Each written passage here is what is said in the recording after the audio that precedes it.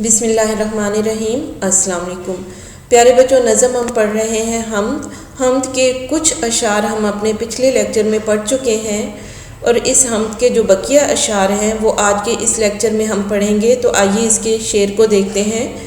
چڑیوں نے عجیب پر لگائے اور پھول ہیں عطر میں بسائے۔ جی پیارے بچوں، پہلے اس کے مشکل الفاظ کے معنی دیکھتے ہیں۔ عجیب، عجب، انوکھے، منفرد، اور عطر کے معنی ہے خوشبو، بسائے آباد کیے، بھگوئے۔ نظم کے اس شعر میں شاعر اسماعیل میٹھی کہتے ہیں کہ اللہ تعالیٰ نے ننھی ننھی چھوٹی چھوٹی سی چڑیاں بنائی ہیں اور ان کے بہت ہی عجب انوکھے سے پر لگائے ہیں، نرم و نازک سے پر لگائے ہیں، رنگ برنگے پر لگائے ہیں جو بہت ہی دیکھنے میں خوبصورت نظر آتے ہیں، اور پھول ہیں عطر میں بسائے۔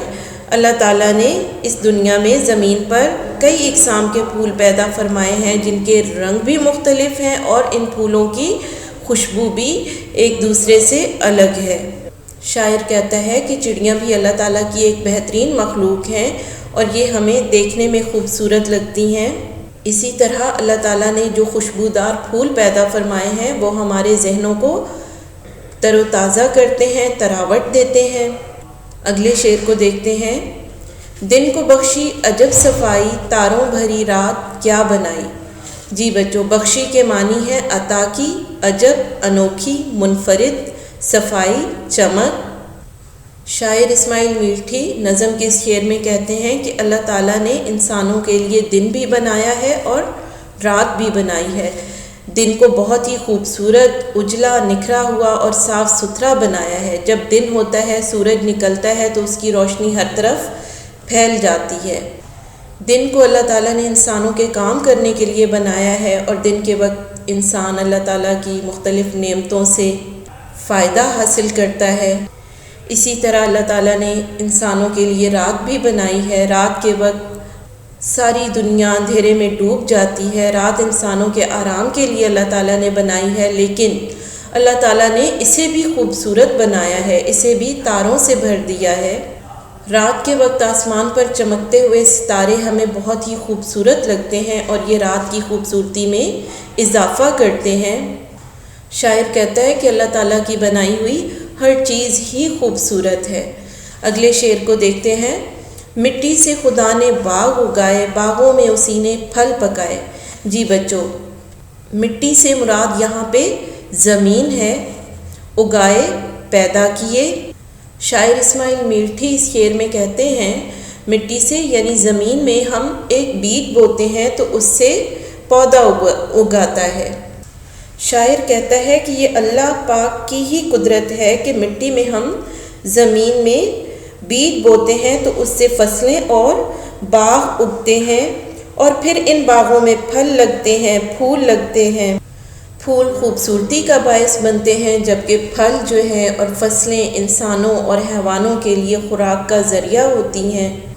یہ اللہ تعالیٰ ہی کی ذات ہے اور اسی کی قدرت کا حیرت انگیز نمونہ ہے کہ بے جان مٹی سے ہمیں کھانے کے لیے طرح طرح کے پھل اور چیزیں ملتی ہیں۔ اگلے شعر کو دیکھتے ہیں۔ میوے سے لدی ہوئی ہے ڈالی، دانوں سے بھری ہوئی ہے بالی۔ میوے کے معنی ہے پھل، ڈالی شاخ کو کہتے ہیں، ٹہنی کو کہتے ہیں، درخت کی ٹہنی، درخت کی شاخ، اسے ڈالی کہتے ہیں، اور بالی سٹا، خوشہ، فصل کا، گندم کا۔ نظم کے اس شعر میں شاعر اسماعیل میٹھی کہتے ہیں کہ باغ میں جس طرف بھی ہم نظر اٹھائیں ہمیں اللہ تعالیٰ کی قدرت کے شاہکار دکھائی دیتے ہیں۔ درختوں کی ڈالیاں، ٹہنیاں، شاخیں میووں سے، پھلوں سے بھری ہوتی ہیں، لدی ہوتی ہیں، اور یقیناً اللہ تعالیٰ کے عطا کردہ یہ میوے، یہ پھل انسان کو صحت عطا کرتے ہیں، غذائیت اور قوت دیتے ہیں۔ کھیتوں میں ہمیں لہلہاتی فصلیں نظر آتی ہیں اور ان کی جو خوشے ہیں، سٹے دانوں سے بھرے ہوتے ہیں، اور یہ بھی انسانی غذا کا ایک اہم ذریعہ ہے۔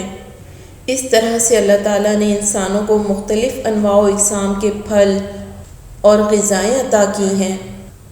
آئیے تو اب اگلے شعر کو دیکھتے ہیں۔ ہر شے اس نے بنائی نادر، بے شک خدا ہے قوی و قادر۔